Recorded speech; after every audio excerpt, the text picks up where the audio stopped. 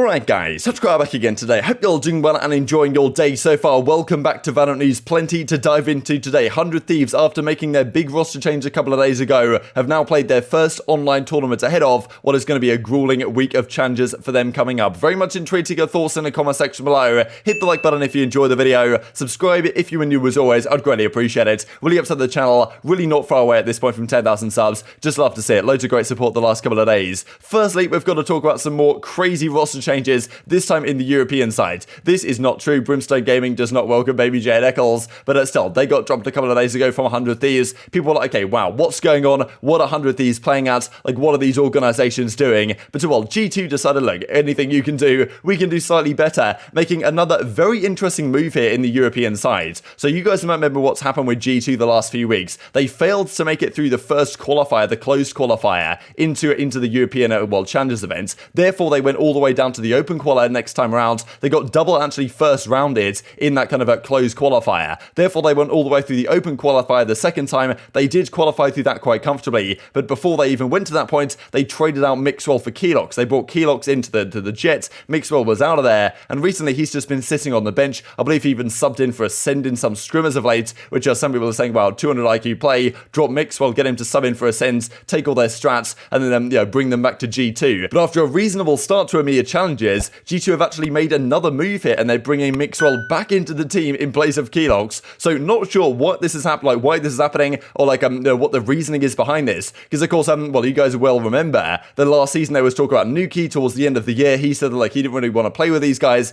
Keloqz seemingly was that man for whom the willingness to win wasn't necessarily there, and Nuki was getting frustrated with the way he was kind of treating practice and not taking things so seriously as he should have been. But then Nuki said when Keloqz was brought back that he'd actually fixed all those issues and that he was very happy with his position in the team and the promise they were showing going forwards. So not sure whether those issues have either creeped up again or whether they think like it's actually worth trying Mixwell, because in fairness they looked way worse with Mixwell than they did with Keloqz. So I'm not sure why they want to do this, but yeah, Keloqz is back to the bench, Mixwell's coming into the team, and I mean yeah, this has some pretty severe implications. As Ocelot says, Carlos are of course our most sincere thanks to both Keloqz and Mixwell, who regardless of G2's main lineup decisions remained and continue to remain professional and help the team and G2. But yeah, really interesting change. I don't know what's going on with these orgs the last couple of days. They I thought looked okay, as Keloqz says, thanks to all the messages, means a lot to me to have so much support. We'll come back stronger and return the streams very soon. But well, this is currently how G2 are sitting in their group. So they've started out 1-1 here with a slight differential in rounds 4 and rounds against. But the two teams they've played so far were Fnatic. They lost to them in a pretty close fought series, but Fnatic were definitely the better team. Then they beat Supermassive Blaze quite comfortably. But I mean, still, just on those two results, you wouldn't think this is the end of the world. They've still got to play BBL. That's their next matchup, I believe. Then they play Ascend and Guild. Now, of course, in Europe, only 3 teams qualify for the playoffs. That's pretty tough. So they can't afford really to be 2-3. There might be a world in which they can get 2-3 and win some tiebreakers, but really they need to be 3-2. That means they need to beat BBL 100%, and then they need to either beat one of Guild or Ascend. Now,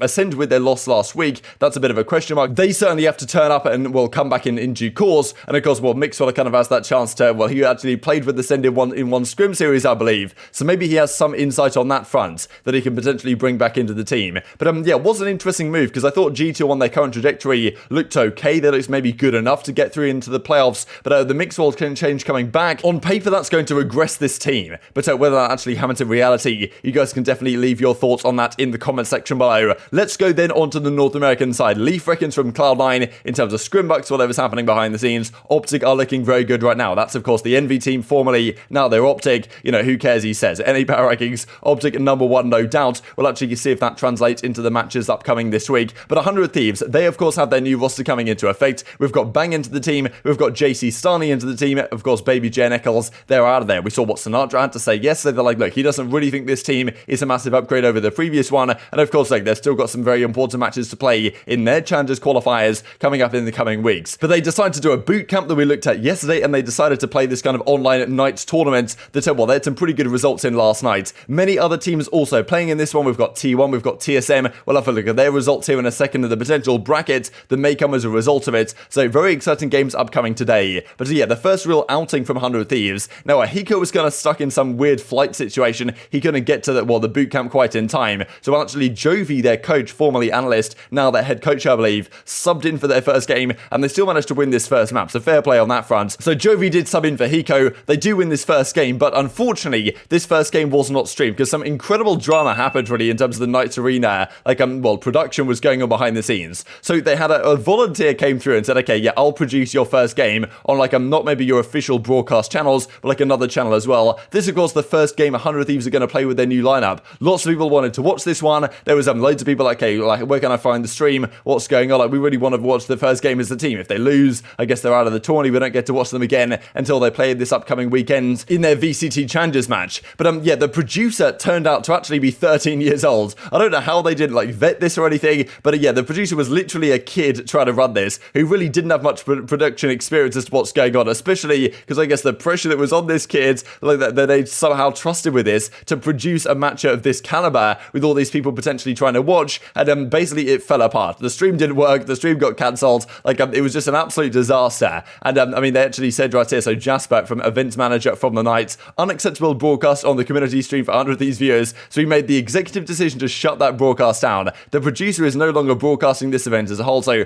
they fired the producer, who's only 13 years old, I'm pretty sure. Like, so I guess it's their fault for hiring the guy in the first place. Moving forward, all 100T games will be broadcast on sanctioned Knights channels. So not sure what exactly went wrong right here, but as well, the fiancé is right here. A little kid volunteered to produce a Valorant tournament, got accepted, and then was handed the first look at the new 100T's roster. The kid couldn't get the production to work, he freaked out, the game wasn't streamed. Like, this actually, we believe, went down, but in fairness, they still got to play some other series that we did see. I guess I'll show a highlight for you guys at the end of the video. But 100 Thieves play Meliorum in their first game, and yeah, it's Breeze, it goes 13-4, and I mean, yeah, Jovi, in fairness, he actually still goes positive on the chamber, with no Hiko in this series. Asuna was dominating. You guys, look, it's expected. They were playing teams yesterday that at least so far, no one had really heard of, right? They're expected to win these series. Like, it's not impressive that they come through and have a decent run here, but it's good to have a first look about how this team might potentially be looking. They didn't get beaten, right? If they'd have got beaten, that of course would have been a bigger storyline. As Hiko says, the boys closes out with Jovi standing in, 1-0 so far, made it back, and will play out the rest. These are their coming series. They played a team called X Limit on Haven. They beat them 13-0. So, well, that's the thing, right? They got 13-0 that made the roster change on Ascent in their match they played against the Guard just last weekend. And then, well, now they're 13-0ing another team here. So maybe this is, well, confirmed to be the new era of the 100 Thieves lineup as soon as 21-4. Just standard stuff. As he says after the day concludes, made day 2 of the Knights tourney. 13-4, 13-3, 13-0, 13-5. So impressive run for the 100 Thieves, guys. Definitely looks pretty solid so far, but there are also other teams in the mix. We'll see how they fare coming in today. This also definitely some copy pastas winning the timeline. Ethan is a tactical genius. He's best known for his signature tactic, Weaves Go Kill, also known for a tactical Weaves Dead, Time to Save. What an absolute legend, top 3 at IGL for sure. So yeah, I mean, yeah, sooner I guess when he's dead, it's time to save. Ethan with the IGL role for this team now, which he's not had before. Definitely wanted these players, right? We looked at yesterday, JC Stani and Bankers, good communication, receptive to feedback, good roles that they want to have on the team. So maybe this is going to be the future of this 100 Thieves lineup. It certainly is going to be, but whether this lasts all that long, I guess it does remain to be seen. This then also from Sabrosa, because other teams were also playing in this tournament. We're doing less and less mistakes, he says. See you tomorrow for more Mickey Mouse type tourney type stuff. So TSM seemingly improving a fair bit as of late, and yes, they are in this tournament bracket as it looks like. So this is what's going to happen today. So the quarterfinals are coming up. 100 Thieves play TSM Academy, and Box play Dark Zero. So yeah, 100 Thieves, I guess, maybe have a decent chance to make a run in the win in the upper side of this bracket. But then we have in the lower side, TSM versus Team Basilisk. They've been having a pretty good run so far. And then Renegades versus T1. So if T1 win this and TSM win this, then all of a sudden we get a potential rematch of TSM versus T1, which hopefully does indeed happen. Like, it'd be really good if it does happen. There's something, you know, of course, we saw a few days ago, we saw at the qualifier that well, the drama that went down with the disqualification, all that type of stuff. TSM beat T1 just a few days ago as well, when TSM seemingly have improved a fair bit. And then whoever wins this, hopefully, might play 100 Thieves in the grand finals, which will really get a good indication of how these teams are looking coming into this weekend. We might get some more of this on the timeline as well. Steel versus Sabrosa, that we might get the chance to talk about tomorrow. But very much intrigued to your thoughts on all this stuff in the comment section below. Hope you guys enjoyed the video. If you did enjoy it, hit on the like button. Tell us YouTube gods, this is a good video. I just like you should see it as well. And I've grown the competitive Valorant community. Thank you much as always. Take care. I don't want to see you next time. The mid, a second as well. Massive spray transfer from the Spectre. A gun to be picked up as well. Has to win one more fight. What on earth? What do you do here? Robot. That's insane that he hits that shot. If your gun's for hire now, you have to push through that, frankly, very aggressive defensive Viper wall into where you know JC Stanley just took down one of your entries.